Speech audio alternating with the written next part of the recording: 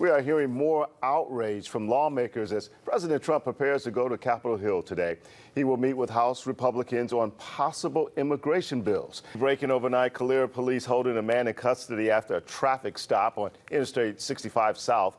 CBS 42 News reporter Ariana Garza live from the Calera Police Department with what we know so far this morning. Ariana? And this is still looking at the Arizona U.S. Senate race there, but all the congressional districts here in the state of Alabama, 6 of them were actually in a race tonight. All 6 of them, the incumbent Republicans won tonight. Let's take a look at the numbers. The first district, Bradley Byrne here. That is the sound coming from an elephant is not the sound that those LSU fans wanted to hear. But you know what? They are talking with a lot of confidence. So are Alabama fans. And jalapenos are hot. Hot, mucho caliente. What do you start with something like this? I can't wait to see this. This is what I want to see. Art Franklin? Mama.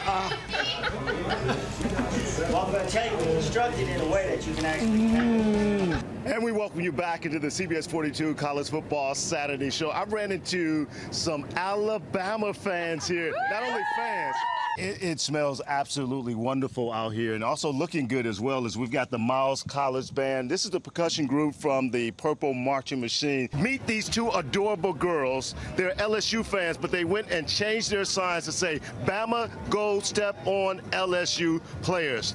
That's what we're dealing with, Chris, over here. I told you it was a house divided, guys, but we're going to talk to some Birmingham fans when they get here a little bit later on. Chris, let's get back over to you.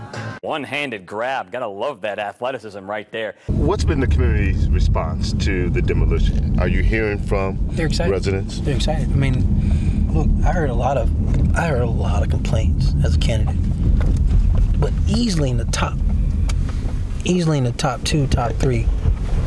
Please get rid of that abandoned house that's been sitting there 5, 6, 10 years. You may remember during our first backseat conversation with then Mayor-elect Randall Woodfin, he wasn't happy when we showed him the Eastwood community where abandoned homes and trash littered the community. So for me, seeing this, I'm just going to use plain language. Just me off. What I see here is unacceptable.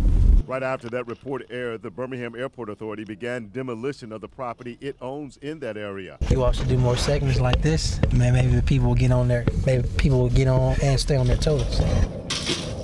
The mayor says he's on his toes, working to revitalize neighborhoods across the city as a part of his Operation Step Up. If you talk to this neighbor right here, what they'll say is this is a person that takes care of their home.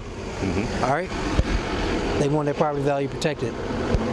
But this dilapidated structure we just got rid of over the years, and no telling how long it's been sitting here. But it hurts the neighbor. It hurts the neighbors on the block and the street, and it hurts the entire neighborhood. There's so many options, but we have to stabilize these neighborhoods first before we can revitalize them. When you look at this area, and this has come down, this is how, what does Birmingham look like once we get rid of, 700 or more structures like this? One is that we've gotten rid of blight. So the blight really causes harm to our city. But I think when you get rid of the blight, this city's beautiful, and there's an opportunity here to repurpose these lots.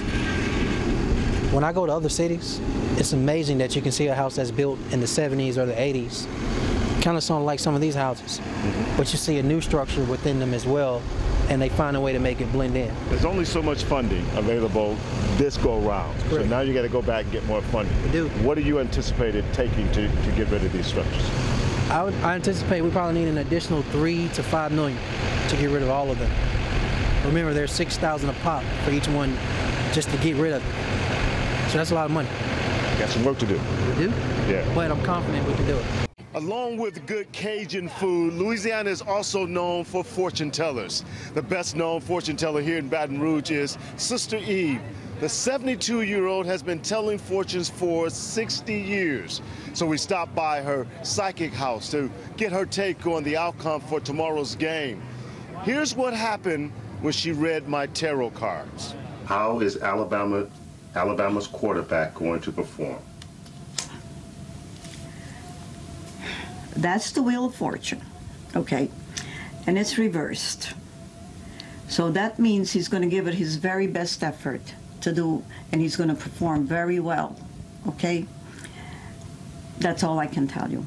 Okay. And my, this was... My second question was, is Alabama going to beat LSU? Well, I guess you know that I live in Louisiana, and I am an LSU fan, and this has nothing to do with my feelings towards the team, okay? I'm giving you my professional opinion here, okay, what I'm seeing, and whatever the Spirit is showing me right at this moment, no. They're not going to win. They're not going to win. That card is the Fool? Yes. The card is the Fool. They're right. And that means we're not going to win. No. Wow. Can we change it? I don't think so. That's what came up for you, Art.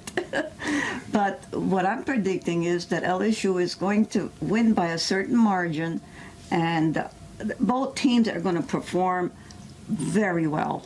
Okay? It's going to be a very good game, very exciting, and you're going to have everyone on the edge of their seats.